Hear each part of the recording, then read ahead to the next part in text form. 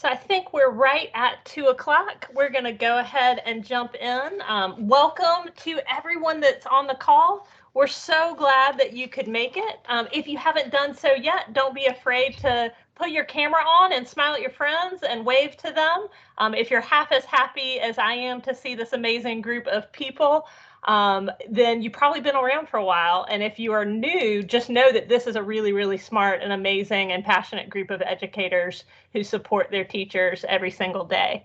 To get you oriented to the Microsoft Teams platform, if you are new to it, you can check out in the upper right-hand corner is where your mic, your camera, the chat, the people button are all going to be up there. We would ask you that if you're not coming on the mic to answer a question, that you mute your mic there, and we will definitely have time for discussion later.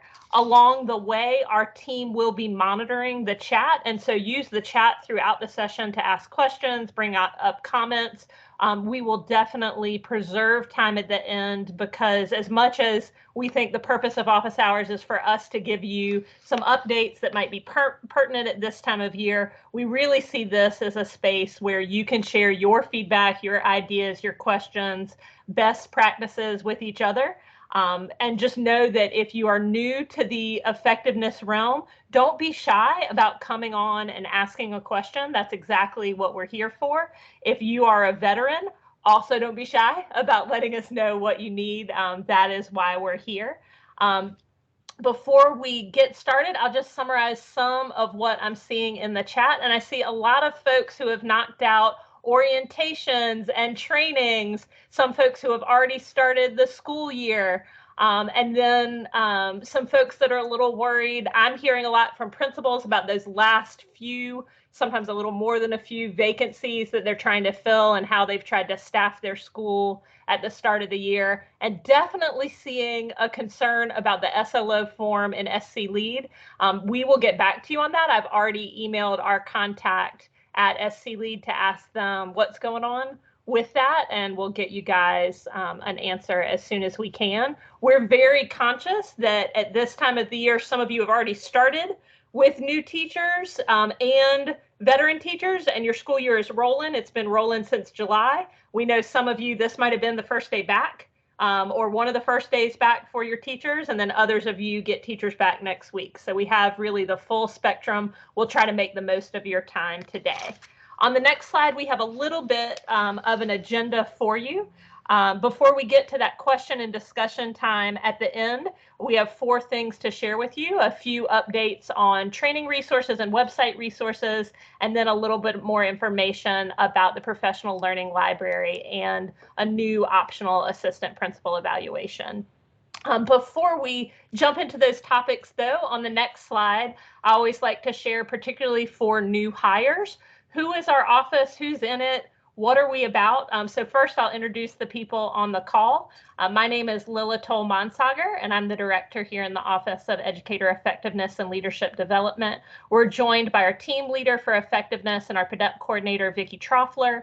We're joined by Faye Colley, who is helping us out with projecting the slides, and she also does a lot of our professional learning management and helping us get organized with training and communication. And then Dr. Julie Hartwell is also with us today, and she really helps us with communication with our vendors, with SC Lead, with our data and accountability systems, and we're really, really lucky to have them on the call.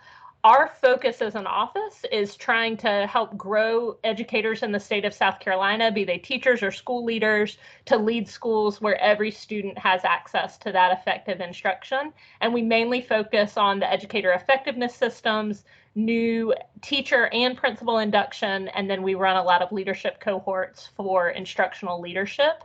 We hope that if we do our work well, we can help your most effective teachers and leaders stay engaged and excited and just stay for a few more years than they thought they might before they retire, and that we really believe the more educators grow, the more students grow. And I just have to stop and say how thankful I am for the other folks on the team in educator effectiveness. This summer, they've been working to get the professional learning library off the ground. They're heart of our communication with the SC Lead folks and NIET. They do all kinds of state and federal reporting for us. They support districts, and they've been training their hearts out. So just a big thanks to our whole EELD team for being with us today. You guys are so good at your job, and you make coming to work really great every day. But let's jump into our topics for the day. Enough introduction. The first thing we want to share with you is some updated training resources. So in the feedback that we get from participants after every training, as well as the surveys that we do with you usually in the fall and in the winter, we got some feedback about what would be useful for you. And these are training updates, but we want you to rest assured that no important training content has changed. We know many of you have just come off of finishing up your summer training, or you're still in the thick of that. We just hope that these changes will make it easier for any trainings you deliver in the future. And so we'll start off with a little bit of news about the South Carolina Teaching Standards required one-day teacher orientation on the next slide. As you know, in the ADEPT guidelines, there is a requirement that any teacher who's going through summative evaluation for the first time has to have undergone an orientation to the South Carolina Teaching Standards through that one-day training. And for many of you, you embed this into induction. For teachers who are trained at an Ed Prep program in South Carolina, they get it through their Ed Prep program. But for those out-of-state hires or late hires, we've heard from you guys, fitting in that one-day orientation and all those activities is really, really difficult. So for use in the future, we've put together a self-paced training, which is available at this Google Drive link that Julie is sharing with you.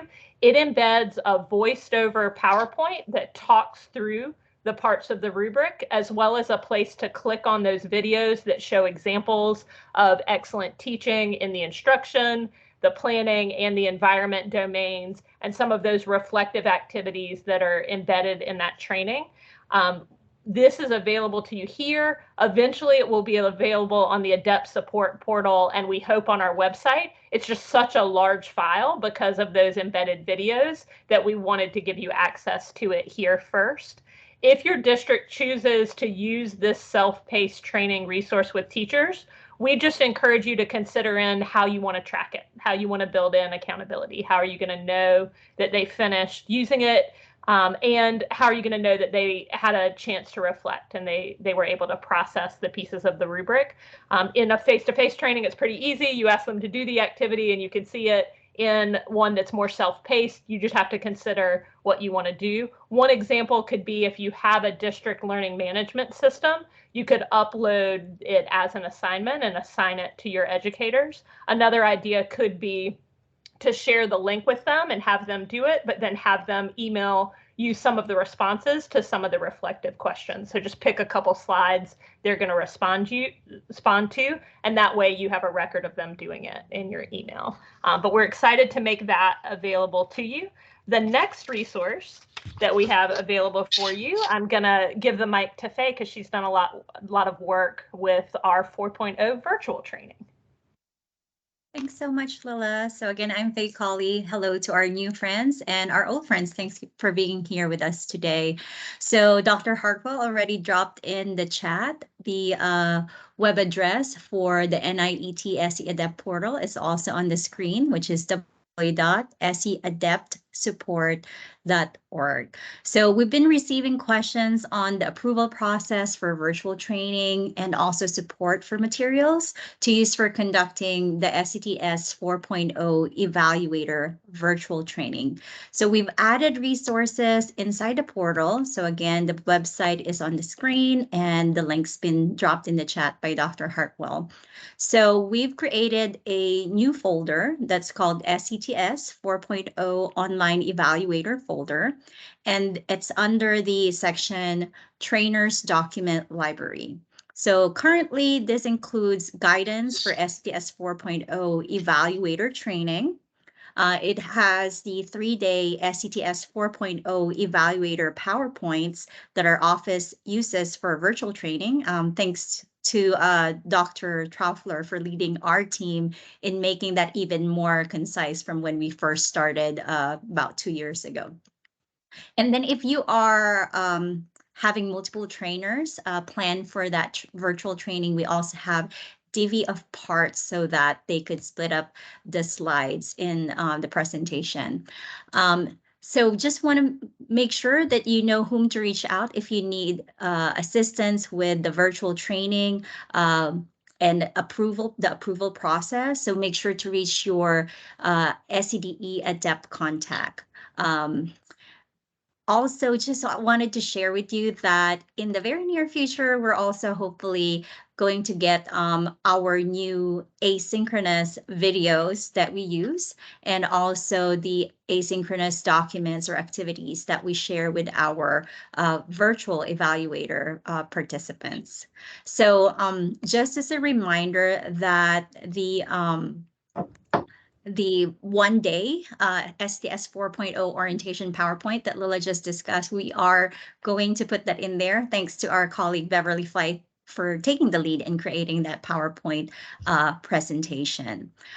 So as a final reminder, while we're on this slide, only the district adept administrator in the NIET portal and those that are certified SCTS 4.0 evaluator trainers have access to this section where it's highlighted on the screen, the trainers document library. So if there's changes in your administration, I think I saw some say in the chat, they're outgoing and incoming, please make sure to update your information in the portal. And you could do that by directly emailing support@niet.org. Just please make sure to CC your SCDE Adept contact so that we're also aware of the change, and then we could update our internal directory as well. All right, so that's it for me. I'll kick it right back to our director, Lila. Thank you, Faye. One of the other places where we have tried to take the training burden away from you is our new evaluations for school counselors, librarians, and speech language professionals. And that's the special areas for folks that are new. The training for special areas evaluators is all already online in Moodle, but to help facilitate that process, we do ask that every district have one special area manager who helps us manage that process and that on-demand training. We have gone ahead and put the training presentation that we use to train new special areas managers just up on our website, because we realize we hold a training for folks in the summer. We catch most new hires there, but if you have a transition in your district, you need to have a new special areas manager. This training is ready for them to go ahead and learn what they need. And then the next step would be to just go ahead and email Beverly Flythe, bflythe@ed.sc.gov, to just let her know that you have a new special area manager. As far as managing the special area evaluations, I always like to throw a few reminders in here as well. It is really important that if you have people going through that training in Moodle, they're doing that self-paced evaluator training, in order to get their credential into SC Lead, that special area manager needs to send a spreadsheet to Kimberly Howard, and that information is all available in these training materials. And we're also happy to get that to you. But if you want to see someone's librarian evaluator credential show up in SC Lead, we need you to send the verification that they've completed that course in Moodle. Thank you for that. Our next set of updates are updates that we've made to our website. So our team has been hard at work trying to figure out how to make some of the resources we use when we're out. If you invite us to your district to coach principals, or in coaching sessions with some of the districts we support, or even internal resources we use that we realize are really useful, we wanted to make those accessible to you on our website. So before we show you exactly what those resources are specifically, I'd first love to just show you how to get to it on the website, because the State Department website is not always the easiest to navigate.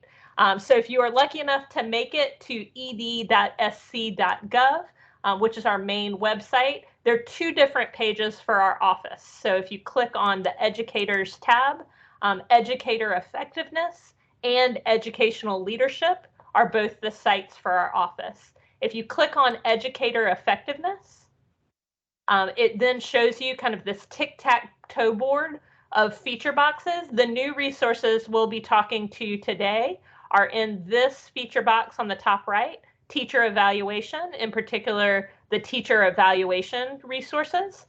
We'll be talking to you a little bit about some updated SC Lead resources. And so those are here in this center box, effectiveness data and professional growth. And then SC Lead resources is the second link. The top link will take you directly to SC Lead.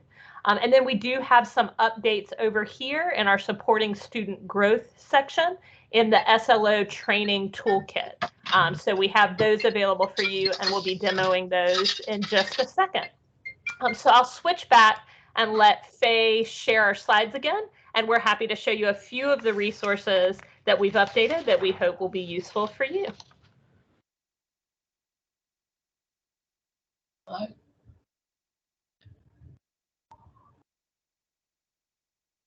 right, sorry, there's a delay.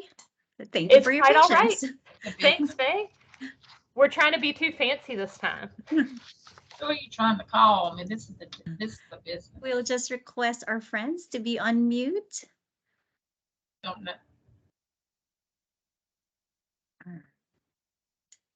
Okay.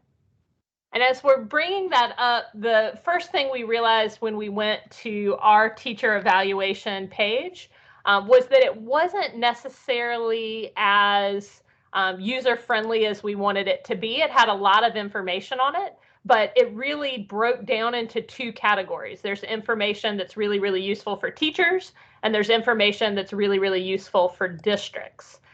So if we can go to that next slide, Faye, with the teacher evaluation resources. Here we go. I was just a slide behind. We have done that separation on that page, as well as added some of our top most requested coaching resources down below, and Faye will take you through those. I wanted to call especially our new adept leads attention to some resources we think are helpful at the beginning of the year. In particular, that first PDF under teacher evaluation is a handout that you can give to new hires to just let them know what the teacher evaluation process in South Carolina is like. It has a short excerpt from the guidelines. It's got a flow chart with the overview, particularly for people coming from out of state. That's sometimes a helpful translation guide. The second is the responsive and inclusive teaching practices in the South Carolina teaching standards for the beginning of the year, particularly for setting up that classroom environment. Those practices can be really, really useful. And then down below, we do have the links to the SLO, which are usually what teachers are doing at the beginning of the year, including our guidance on creating a teacher leadership goal. So if you do have teachers who are participating in a process like national board or getting their STEM certification, or they're responsible for leading PD, or they're serving as mentors for you, you may consider, instead of doing an SLO for them, doing one of the optional teacher leadership goals. Down below in the district resources, there is that orientation PowerPoint that can be altered to whatever your district needs to use for orientations at the beginning of the year. But also, we have taken the forms off the website since those are in SC Lead and they're readily available there. If you do need to see the forms or print them out or have a Word copy, or you have principals who like working off of a Word copy, there is inside our process manual a Word document copy of all of those forms. And of course, if you need any forms, you can always reach out to us, but hopefully you've got what you need for those right inside of SC Lead. The next set of resources are some expanded coaching resources that we've made available to you. So Faye, I'll give it to you so you can share those. Awesome. Thanks so much, Lila. And these resources around coaching are found in 2 areas on our website. So Lila did show you which box where this could be found. And Dr. Hartwell has just dropped the link directly in the chat. So thanks so much, Dr. Hartwell. So we've added some documents and videos that support evaluators in carrying out the coaching process to hopefully support pre-conference, observation, and the post-conference. So on this slide, you'll see the resources that we added for pre-conference. So we'll discuss a few of these resources that we have. So the first one that you see, that one outlines the pre-conference process and highlights how the SLO can be incorporated. We always say, you know, we want you to be able to maximize your time. And since there's alignment there, that would be a helpful tool for you to use in the beginning of the year. We also have that pre-approval SLO check-in set of guiding questions. So that will assist teachers in revising their initial SLOs if needed. We have the coaching questions. These questions can be used to help the teachers reflect on the upcoming lesson. We also have a sample pre-conference plan, and this one specifies each step of the conference. And then lastly, we have a closed caption video example of a pre-conference being executed. All right, so again, this is just in the lower section right below where Lila was showing in the previous slide. Okay, and then we have a section for coaching resources around observation. So these resources are shown on this slide. And the first one, the student-centered rubric connections, that's a document that highlights what you may see or hear in a classroom where proficient and exemplary levels of learning takes place. And then for the second one, the SCTS observation evidence sorting template, this is simply is a mirror of the document that you already are familiar with that we use at the SCTS training. So it's used for categorizing evidence that you have captured from your observation script. So that's what that is. And then the last one on this slide, the overview of the SCTS environment rubric changes. It describes the most recent rubric updates to the environment domain. All right, so we'll move on. So again, same area that Lila showed you, just a little further down on our website, on that same page, are the resources for post-conference. So the hints and questions for choosing reinforcement and refinement objectives, it'll make it easier for you to narrow down your areas of reinforcement and refinement. We always want to focus on what will have the greatest impact on student achievement. So we always get that question at our training. How can we identify areas of reinforcement and refinement? We give them strategies at the training, but this is another resource that they could use to help in identifying those. We also have the post-conference protocol. This one outlines the process of carrying out the conference. Then the coaching questions for the post-conference. That one provides specific guiding questions that prompt the teacher to reflect on the lesson that just occurred. The other resource, the post-conference planning sheet, this is again a template. It'll help identify the critical parts of the post-conference. The outline of the post-conference plan, this one provides explanations and sample language that can be used for each part of the post-conference. We also have posted 2 examples of post-conferences. There's verbatim language or dialogue in that. And then the last one is a video of a post-conference. It's closed caption. So we are not saying these are perfect examples when we have videos for you, but again, you could always pick some strategies from those examples. All right, and I think this is it for me, and I'm kicking it right back to, oh no, it's still me, sorry. This is still my section. So SLE.org Bubbles and Bars Guide. So we know that you use SLE.org. Many of you use it to track the progress of your evaluations.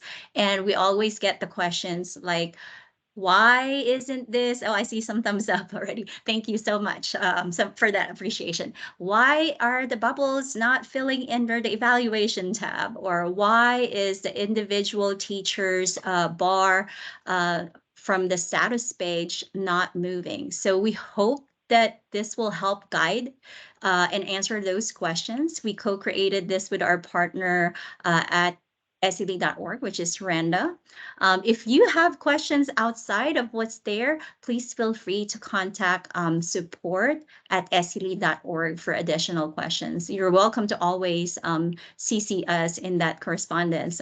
Would like to know the answer as well, but we truly encourage you to have contact with support at SED.org if you have questions that these two new guides cannot answer. All right. So now, for real, it goes back to Lila. Thank you, Faye. We have folks out training this week, so it's really, it's a back and forth with Dr. Hartwell in the chat for us. So a smaller team than you guys usually get. Our last set of web resources we wanted to share with you start again with the special areas. And in that feature box with the special areas, there's a link straight for special areas managers.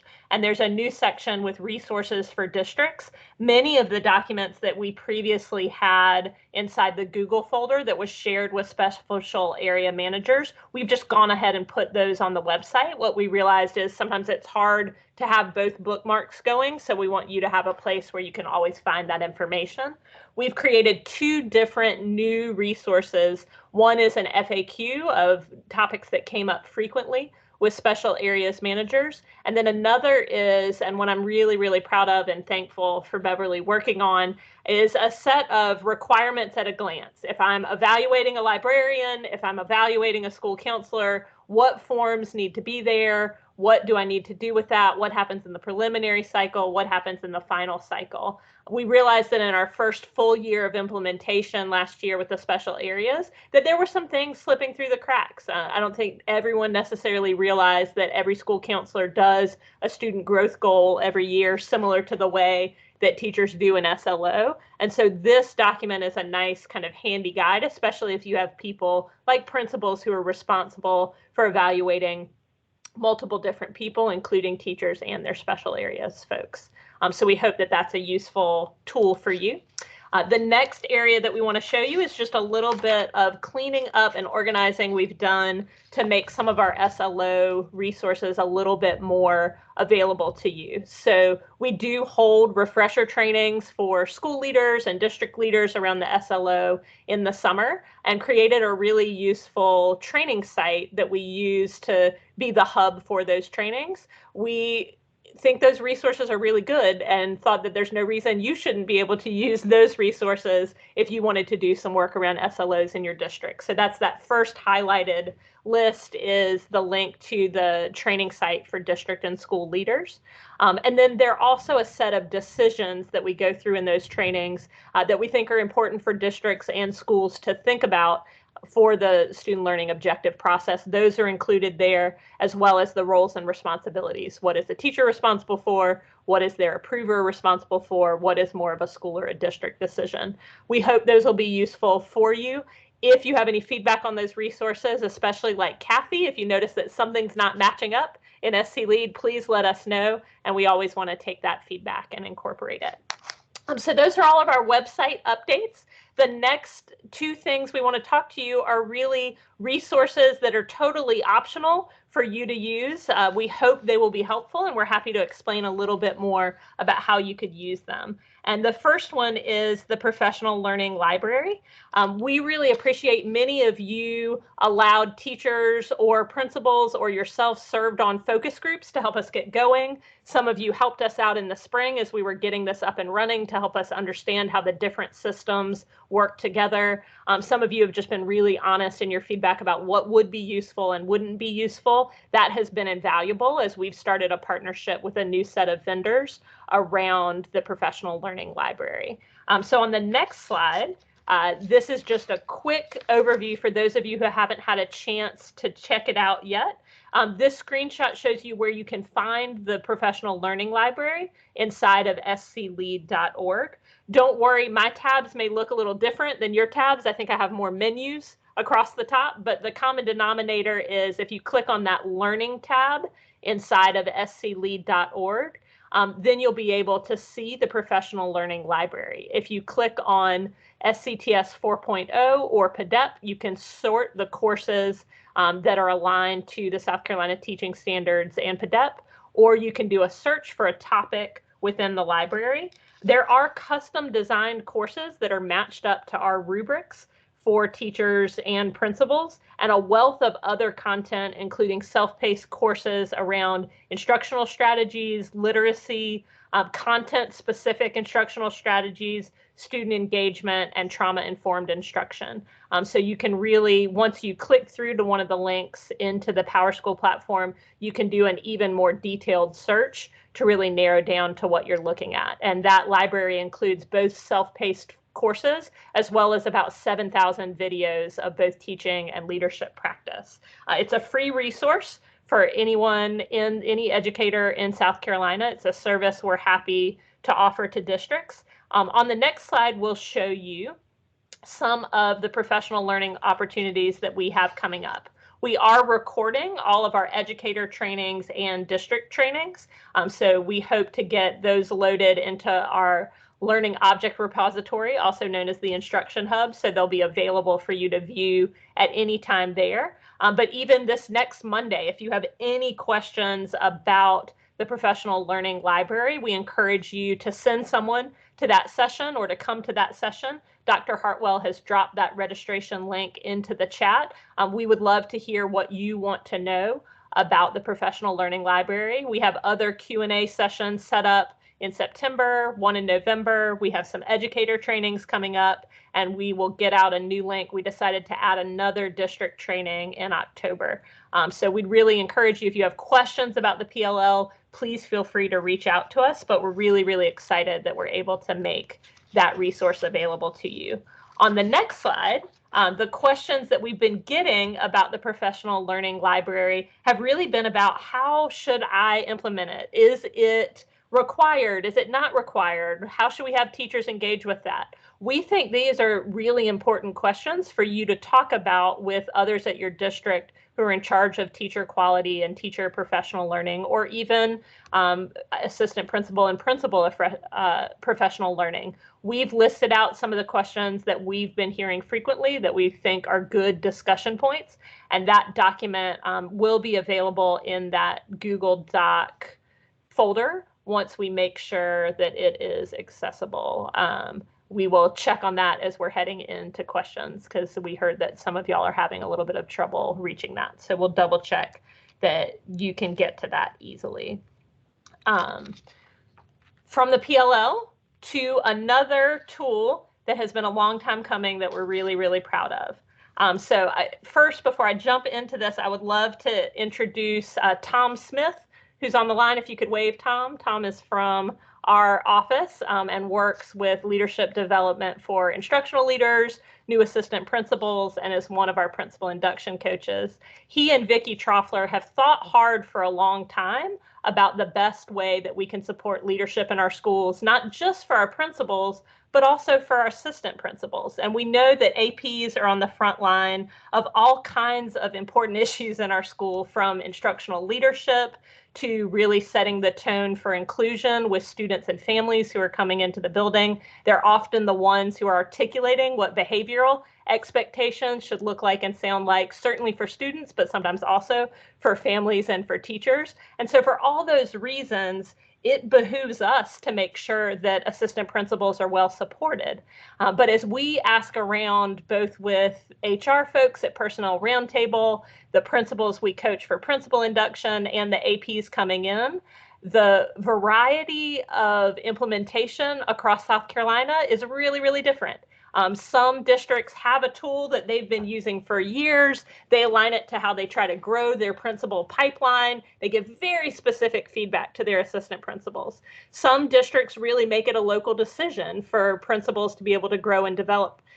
In some schools, what we hear from our APs is that that local decision has been no decision, and they get very little in terms of professional growth and development. Although I am not here to say the state wants to have any new requirements and that we are looking to cook up something new to require, that is not where this is coming from. But as an equity issue, we do want to have something available if you are looking for something to help your assistant principals. So the link that Dr. Hartwell is about to put in the chat is a link to a whole page with resources on assistant principal evaluation. It has a guidebook. It has the form that we suggest that principals use with assistant principals. It's got a rubric that you could use to score the evaluation process. And to get to it, you go to that same ed.sc.gov.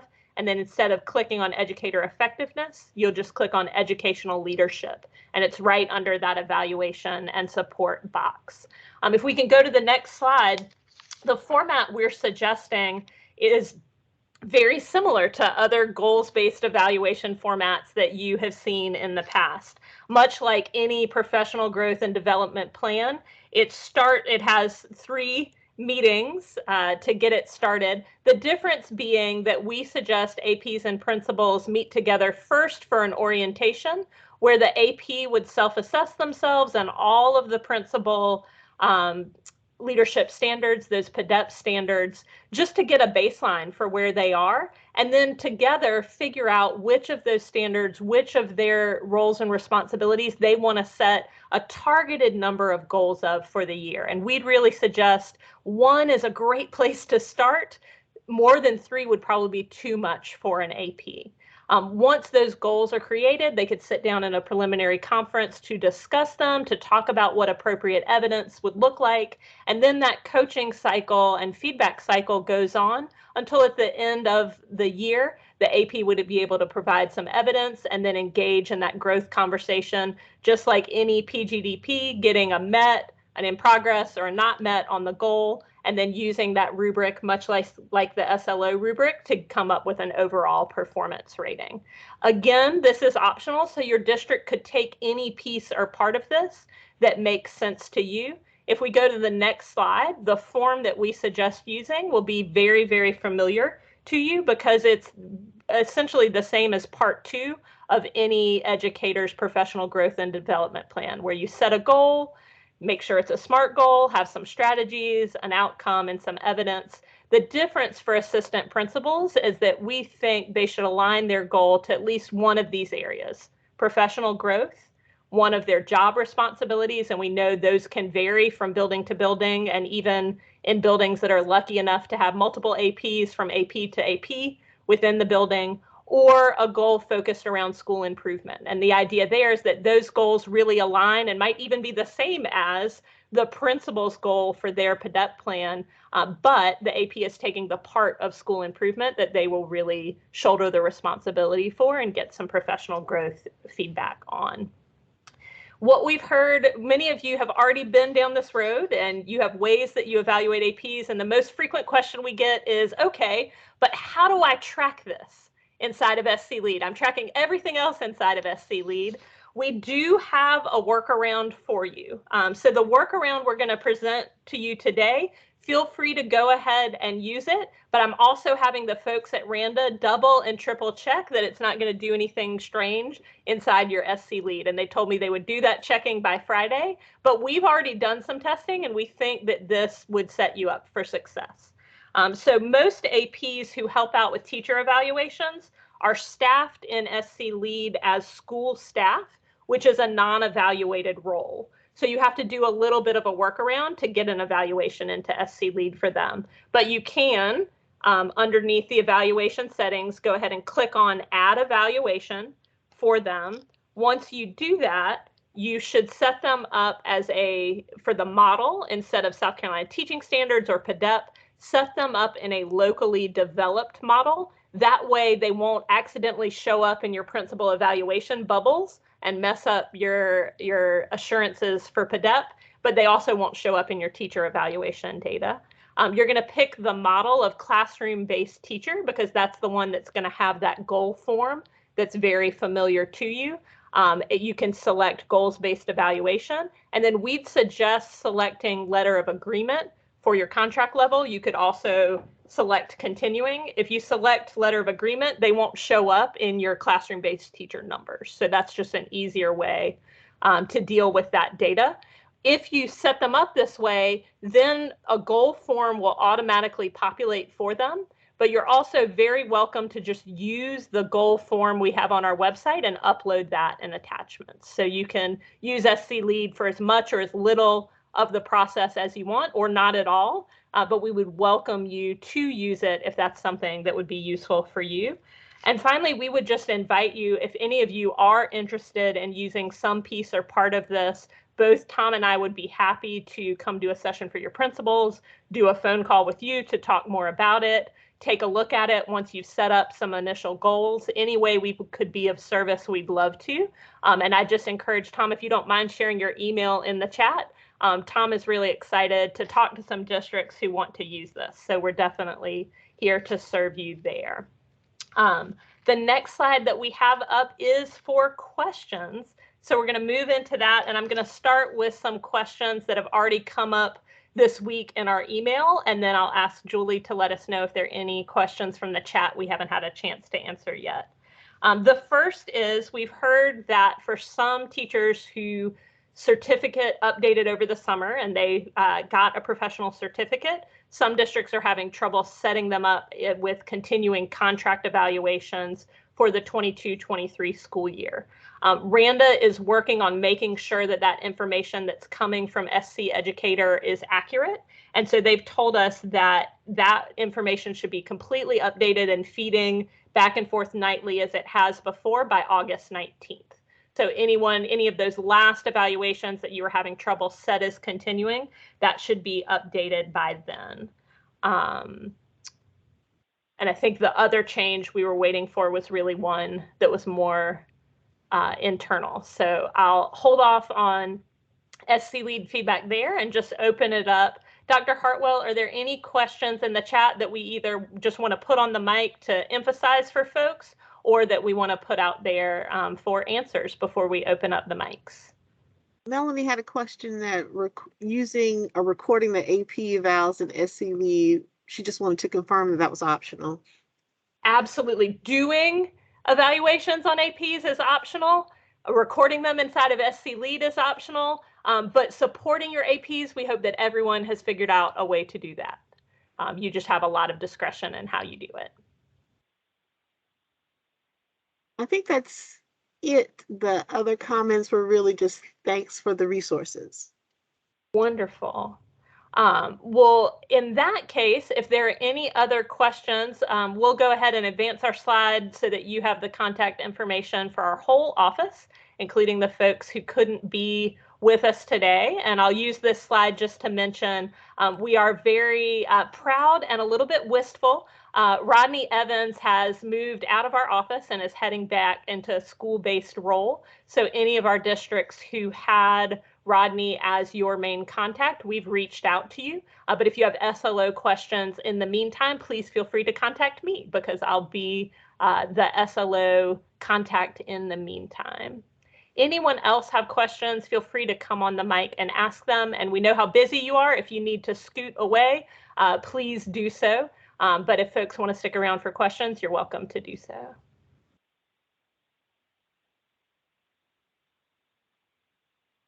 Ooh, we have a good question. I'm going to open this up to everyone who's on here. Jamie is asking, they have monthly induction meetings and they have a pretty tight plan for what they do with teachers who are using the 4.0 rubric. Does anyone have any suggestions for what you do for library media folks or guidance folks who are also in induction, how you differentiate out or split out for them?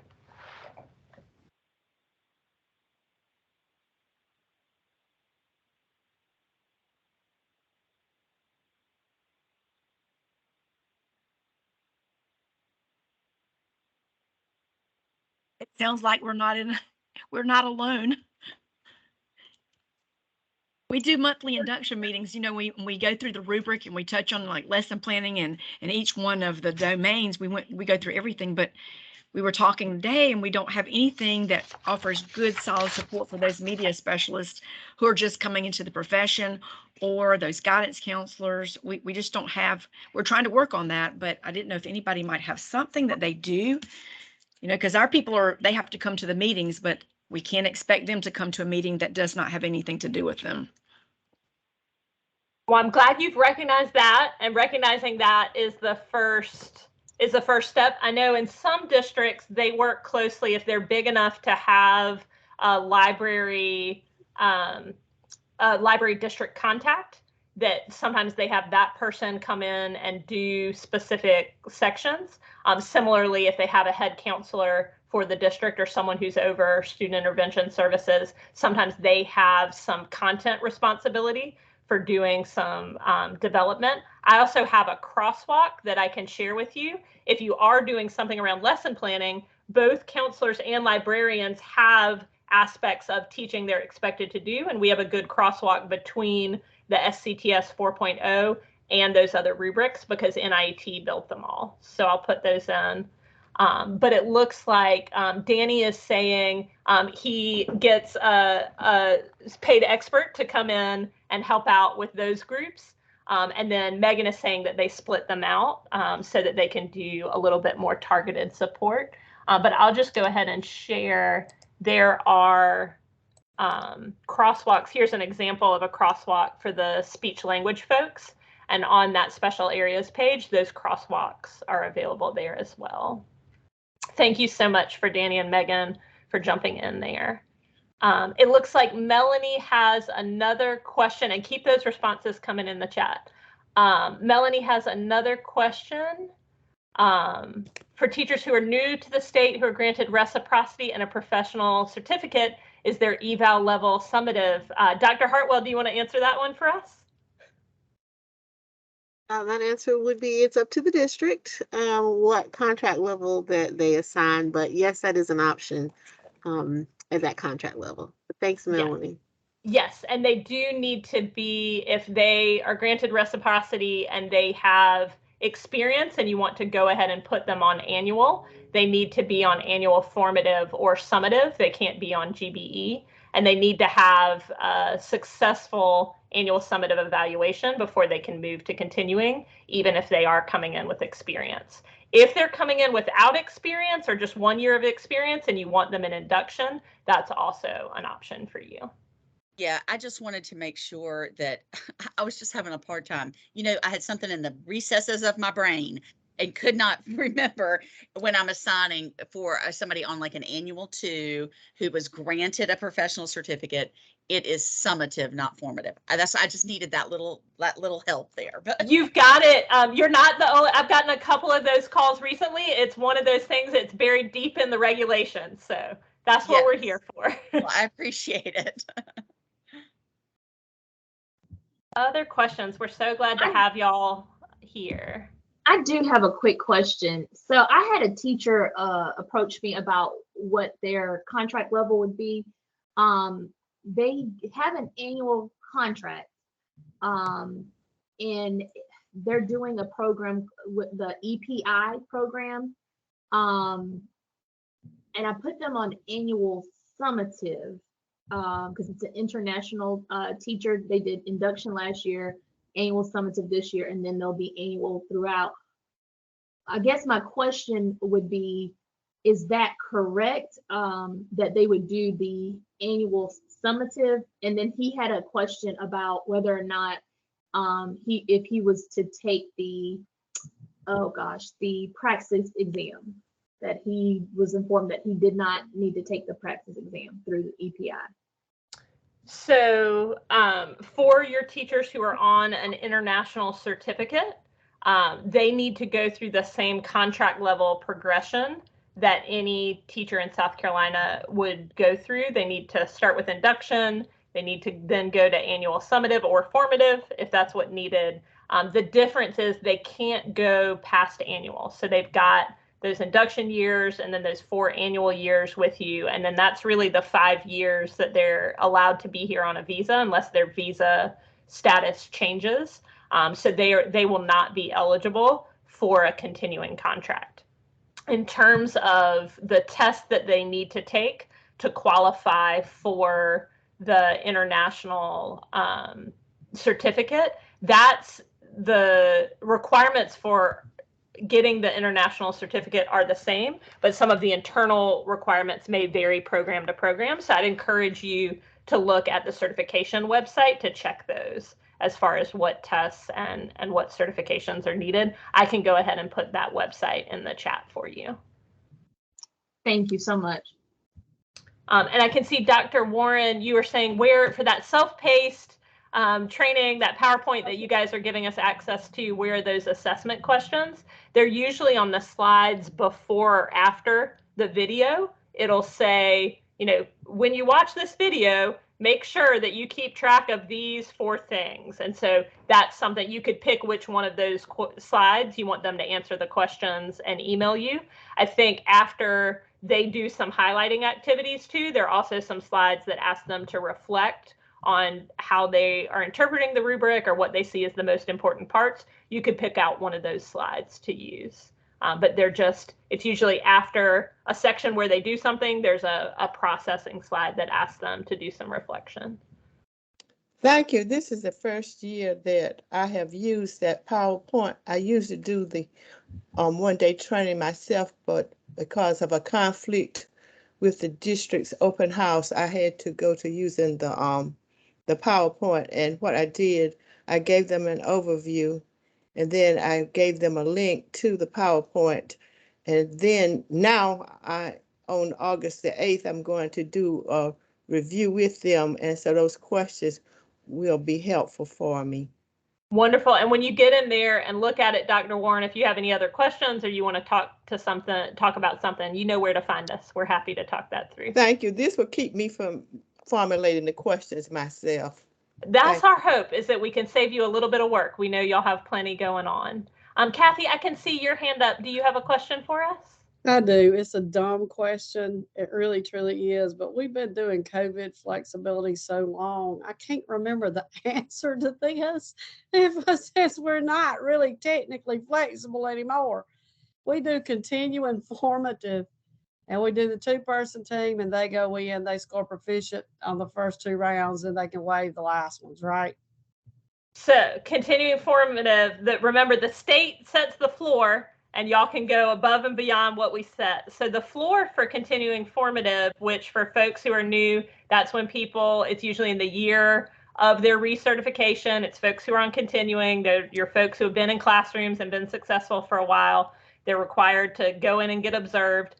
It's just one evaluator that's required to be on the team, Okay. Kathy. And so if on that one evaluation or that one observation, they are proficient on all the indicators, so that means they score a 3 or a 4, you will be able to waive the observation in the spring. And different districts do it differently. Some require folks to go in the fall and the spring no matter what. Some people have 2 on the team. It kind of depends on how your district decided to do that. I just couldn't remember, because all I remember is such a blur from the last 2 years that we did this.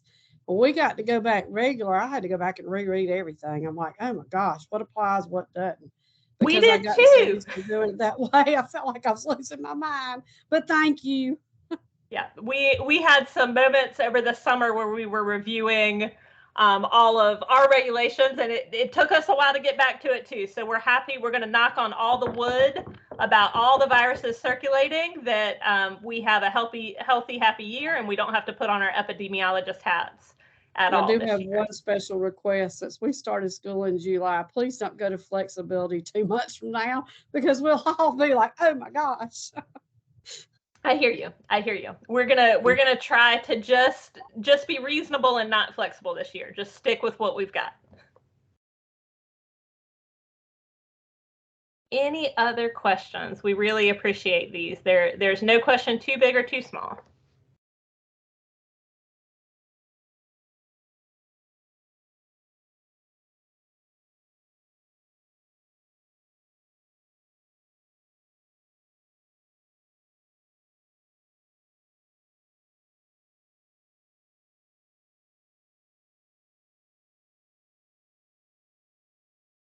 Well, if not, we want to thank you and send you on your way. We'll stick around for a couple minutes, but we know how valuable your calendar real estate is at this moment in the year. So thank you so much for giving up some of it to be with us, and please let us know how we can continue to serve you. But have a great rest of the day and a great rest of the week.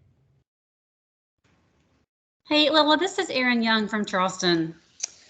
Hi, Erin. Hi, I have a question specific to the shared virtual academy between the 3 districts down here.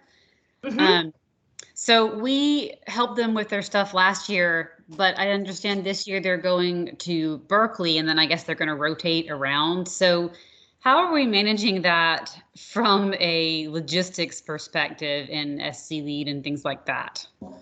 What's the recommendation on that?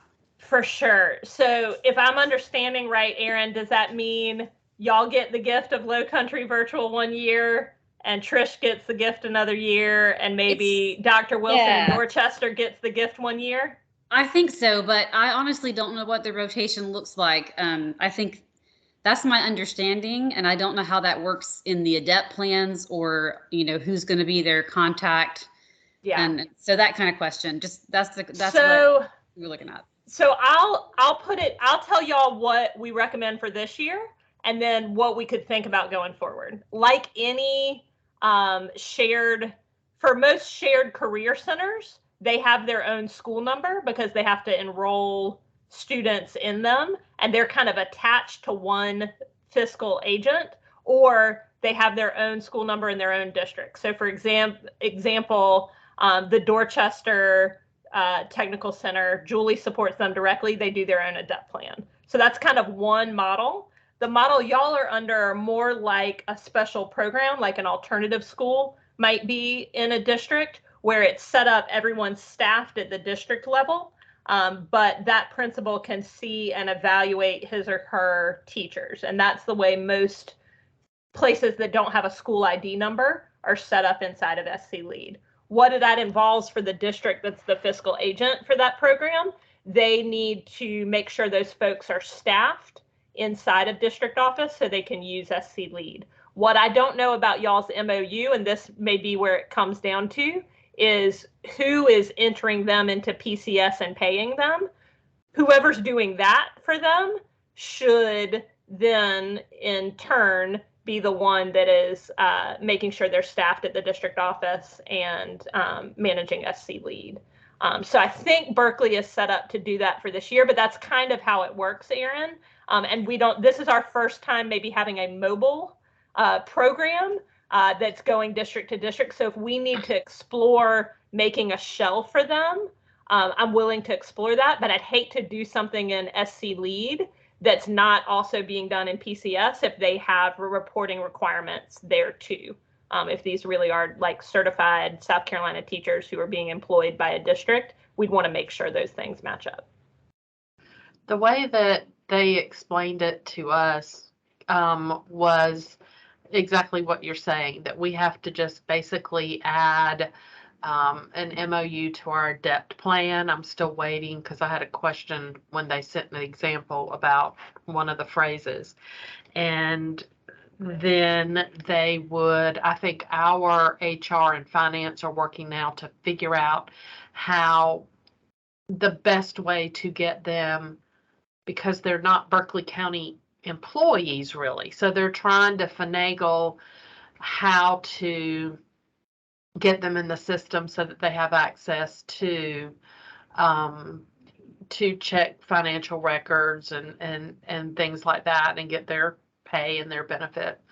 And then, I mean, when we give the names, I mean, and Lila, correct me, it was my understanding, we're just going to put them under district office. And then their principal will have, we'll set it up, and once they have their principal will be pretty much in charge of making sure everything is done. So the only question that I have is, do they design their own ADEPT timeline? Do they follow ours? Good question, Trish. And it's so funny. I was just talking to Limestone, charter district who's just setting up their systems and they're doing the same thing. So how they handle the HR thing, the teachers in those charter schools are also not employees of Limestone District. They have a secure form that their HR sets up to give them every single piece of information that needs to be put in PCS, and they put it in. And then if someone's terminated, they do that form to let them know that they're terminated. I would suggest to you, Trish, the folks that are in charter districts that are managing these different programs, put them on your timeline. Tell them your only constraint is you have to get this done in my timeline. This is when I need your stuff done. Yeah, I don't want to X by my name. I don't like that. Exactly. And so just tell them, here, I've set your adept calendar. You got to get, just like any one of your schools, this is when you got to get stuff in. I would encourage Aaron and Trish, since y'all have a good relationship, y'all know each other, to make your lives easier. It might be worth talking to Edie at Low Country Virtual about, I can understand the goodwill benefits of rotating around, but as far as being a fiscal agent, that's hard that's a lot of extra paperwork every year if it rotates. So y'all may want to think about if they'd be comfortable maybe rotating the goodwill and leadership to the districts, but keeping the fiscal agent thing static with one of y'all. Okay, I know that was Adrian's suggestion. Last year, just so you know, Trish, they were on our calendar.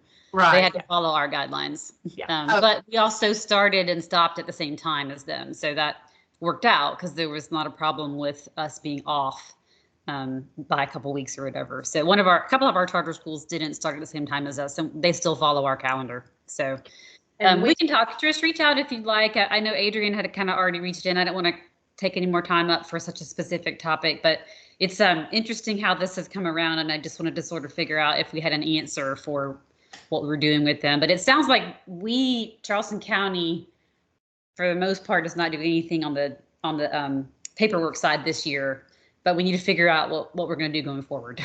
So right, and we just had met with them not too long ago, and so we just got new teacher orientation finished yesterday. So now I'm going to use what brain cells I have left to start thinking.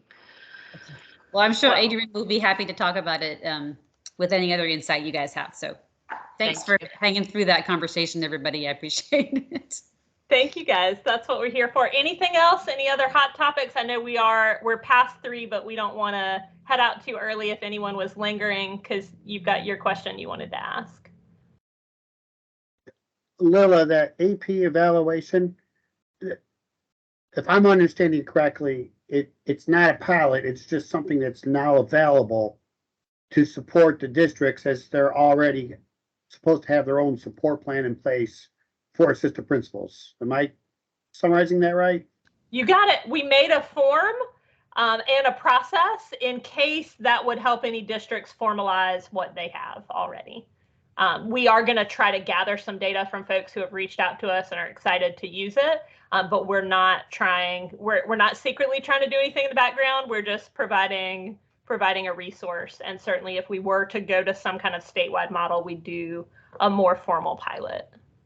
And a little bit more nuts and bolts regarding SE lead for that. So if perhaps we did that in Richland 1, in order to see that, that person would have to have a PDEP rights, like the PDEP rights. You know how like if I just to see all my educators. Yeah, that's the other reason we'd create it as a school staff classroom-based teacher evaluation, so that your school level people could see it, and it doesn't have to be your PDEP evaluator evaluating that AP. You could just have the principal evaluate that AP. Right. So basically, to manage it, I can manage it with my adept rights. Correct. In order to see those, and that will also permit the principals to see them at their sites, because it would fall underneath their PDEP listing, adept listing. Correct. And that's why we went back and forth, because we're like, oh, it's technically like connected to the PDEP standards and it's like leading towards principal, but if we put it in that bucket for that reason, it messes things up. So we decided if we want to try to work it in, this would be the place. Right. Okay. Yeah, that's good foresight. Thank you for all that information. Sure thing. And totally optional, Danny. You don't have to jump in with 2 feet, but Well, if I'm there's gonna- one school you want to get to try it. I'm gonna make a pitch to Dr. Long and see where we go with it. You probably you. have principals who are already doing an awesome job with whatever they use, and this could just be another support to them. Well, I mean, it could be a support. A lot of districts have leadership programs too. What I love that Tom did, he made 6 different samples for possible AP goals. And I think even talking through those with a group of APs or principals would be a great PD. Okay. And And those those are in samples that are, guidebook. maybe I missed it. Where were those samples located? They're in the guidebook. I'll just go ahead and put the link in the chat for you now. Okay, I saw it. I got the guidebook. Cool. I Yeah, saw I it. think Yeah, they're it's on the- down maybe Appendix C. Okay, all right. Yeah, I saw it I saw the guidebook, so I'll look in Appendix B. Okay, thank you. You're welcome. All right, appreciate you guys. Hope y'all have a good day. You too. Before I leave, I just wanted to say thank you to all of you while I have you here collectively. You guys are great. You're super. And Marion County really appreciates you, all of you. A great team. Thank you for making my job easier. Oh, thank you so much, Dr. Warren. That warms our heart to hear, and we feel the same way about Marion County and the good work y'all are doing for your students. Thank you. See you later. Bye-bye. Bye. Well, everyone, I think we're going to sign off. If you need us, you know where to find us. You've got our contact info here, but thank you so much for being at office hours this week.